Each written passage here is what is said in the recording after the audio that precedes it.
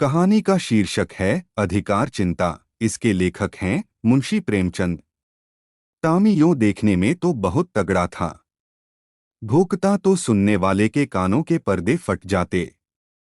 दिलडॉल भी ऐसा कि अंधेरी रात में उस पर गधे का भ्रम हो जाता।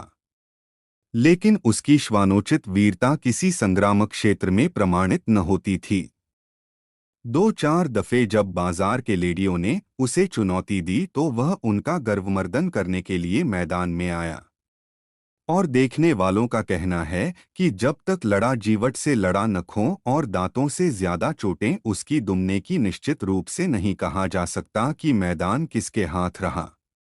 किंतु जब उस दल को कुमक मंगानी पड़ी तो रणशास्त्रा के नियमों के अनुसार विजय का श्रेय टॉमी ही को देना उचित न्यायानुकूल जान पड़ता है। टॉमी ने उस अवसर पर कौशल से काम लिया और दांत निकाल दिए जो संधि की याचना थी। किंतु तब से उसने ऐसे सन्नीतिविहीन प्रतिद्वंद्वियों के मुंह लगना उचित न समझा। इतना शांतिप्रिय होने पर भी टॉमी के शत्रुओं की संख्या दिनोंदिन बढ़ती जाती थी।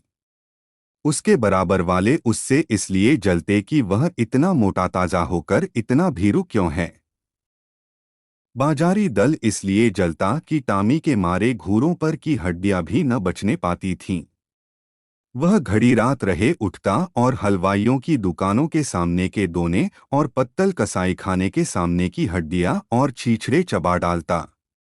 अतएव इतने शत्रुओं के बीच में रहकर टॉमी का जीवन संकटमय होता जाता था। महीनों बीत जाते और पेट भर भोजन न मिलता।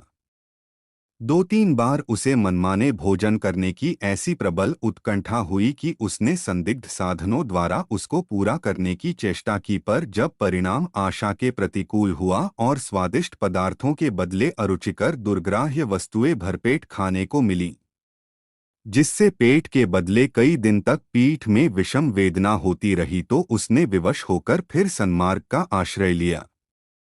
पर डंडों से पेट चाहे भर गया हो, वह उत्कंठा शांत न हुई।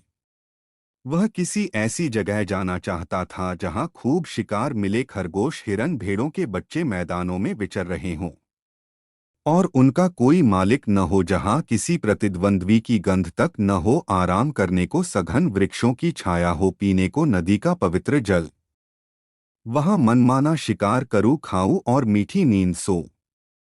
वहां चारों ओर मेरी धाक बैठ जाए, सब पर ऐसा रोब छा जाए कि मुझी को अपना राजा समझने लगे और धीरे धीरे मेरा ऐसा सिक्का बैठ जाए कि किसी द्वेषी को वहां पैर रखने का साहस ही न हो। संयोगवश एक दिन वह इन्हीं कल्पनाओं के सुख स्वप्न देखता हुआ सिर झुकाए सड़क छोड़कर गलियों से चला जा रहा था कि सहसा एक सज्जन से उसकी मुठभेड़ हो गई। टॉमी ने चाहा कि बचकर निकल जाऊं, पर वह दुष्ट इतना शांतिप्रिय न था। उसने तुरंत झपटकर टॉमी का टेटुआ पकड़ लिया। टॉमी ने बहुत अनुनय विनय की गिड़गिड़ाकर कहा, ईश्वर के लिए मुझे यहाँ से चले जाने दो, कसम ले लो जो इधर पैर रखूं। मेरी शामत आई थी कि तुम्हारे अधिकार क्षेत्र में चला आया। पर उस मदांध और निर्दयी प्राणी ने जरा भी रियायत न की। अंत में हार कर टॉमी ने गर्दब स्वर में फरियाद करनी शुरू की। यह कोलाहल सुनकर मोहल्ले के दो चार नेता लोग एकत्र हो गए, पर उन्होंने भी दीन पर दया करने के बदले उल्टे उसी पर दंतप्रहार करना शुरू किया। इस अन्यायपूर्ण व्यवहार ने टॉमी का दिल तोड़ दिया। वह जान छुड़ाकर भागा। उन अत्याचारी पशुओं ने बहुत दूर तक उसका पीछा किया, यहाँ तक कि मार्ग में एक नदी पड़ गई और टॉमी ने उसमें कूदकर अपनी जान बचाई। कहते हैं एक दिन सबके दिन फिरते हैं। टॉमी के दिन भी नदी में कूदते ही फिर गए। कूदा था जान बचाने के लिए, हाथ लग गए मोती। तैरता हुआ उस पार पहुंचा तो वहां उसकी चिरसंचित अभिलाषाएं मूर्तिमती हो रही थीं। यह एक विस्तृत मैदान था। जहां तक निगाह जाती थी हरियाली की छटा दिखाई देती थी। कहीं नालों का मधुर कलरव था, कहीं झरनों का मंद गान, कहीं वृक्षों के सुखद पुंज थे, कहीं रेत के सपाट मैदान। बड़ा सुरमय मनोहर दृश्य था। यहाँ बड़े तेज नखों वाले पशु थे जिनकी सूरत देखकर टॉमी का कलेजा दहल उठता था। पर उन्होंने टॉमी की कुछ परवाह न की। वे आपस में नित्य लड़ा करते थे, नित्य खून की नदी बहा करती थी। टॉमी ने देखा, यहाँ इन भयंकर जंतुओं से पेश न पा सकूंगा। उसने कौशल से काम लेना शुरू किया। जब दो लड़ने वाले पशुओं में एक घायल और मुर्दा होकर गिर पड़ता तो टॉमी लपककर मांस का कोई टुकड़ा ले भागता और एकांत में बैठकर खाता। विजयी पशु विजय के उन्माद में उसे तुच्छ समझकर कुछ न बोलता। अब क्या था, टॉमी के पौ 12 हो गए। सदा दिवाली रहने लगी। न गुड़ की कमी थी, न गेहूं की। नित्य नए पदार्थ उड़ाता और वृक्षों के नीचे आनंद से सोता। उसने ऐसे सुख स्वर्ग की कल्पना भी न की थी। वह मरकर नहीं जीते जी स्वर्ग पा गया। थोड़े ही दिनों में पौष्टिक पदार्थों के सेवन से टॉमी की चेष्टा ही कुछ और हो गई। उसका शरीर तेजस्वी और सुगठित हो गया। अब वह छोटे मोटे जीवों पर स्वयं हाथ साफ करने लगा। जंगल के जंतु अब चौंके और उसे वहां से भगा देने का यत्न करने लगे। टॉमी ने एक नई चाल चली। वह कभी किसी पशु से कहता, तुम्हारा फला शत्रु तुम्हें मार डालने की तैयारी कर रहा है। किसी से कहता, फला तुमको गाली देता था।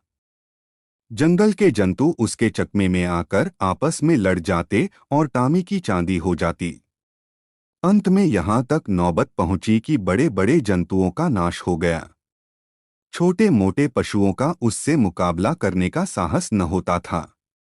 उसकी उन्नति और शक्ति देखकर उन्हें ऐसा प्रतीत होने लगा मानो यह विचित्र जीव आकाश से हमारे ऊपर शासन करने के लिए भेजा गया है।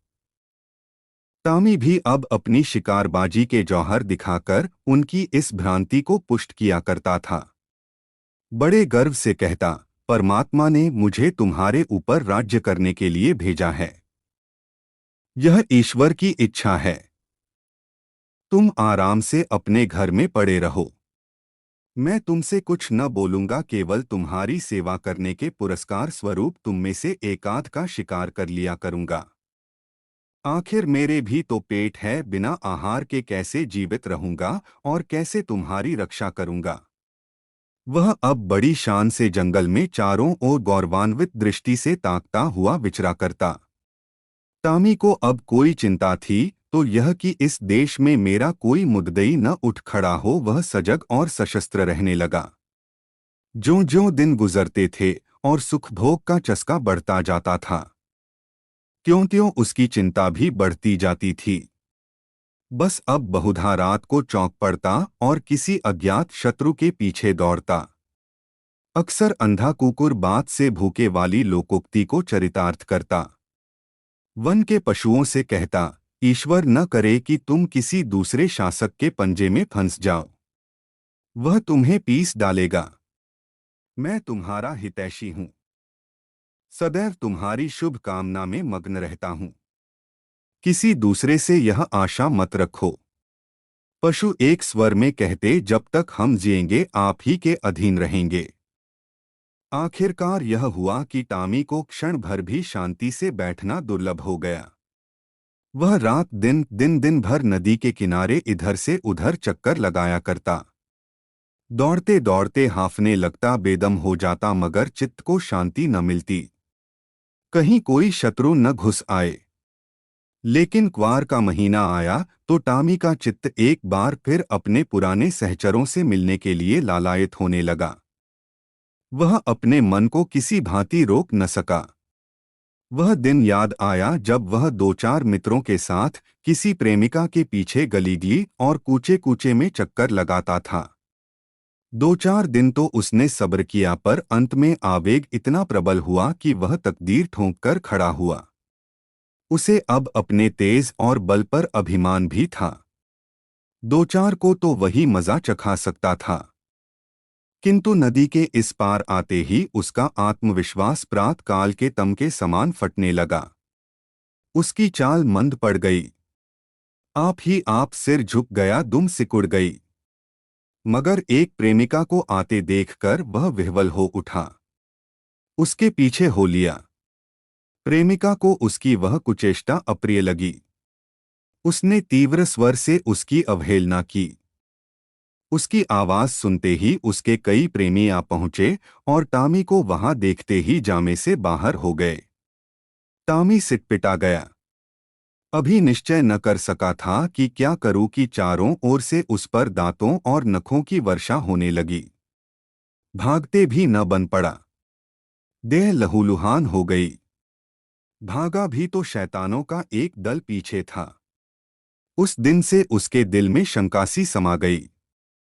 हर घड़ी यह भय लगा रहता कि आक्रमणकारियों का दल मेरे सुख और शांति में बाधा डालने के लिए, मेरे स्वर्ग को विध्वंस करने के लिए आ रहा है।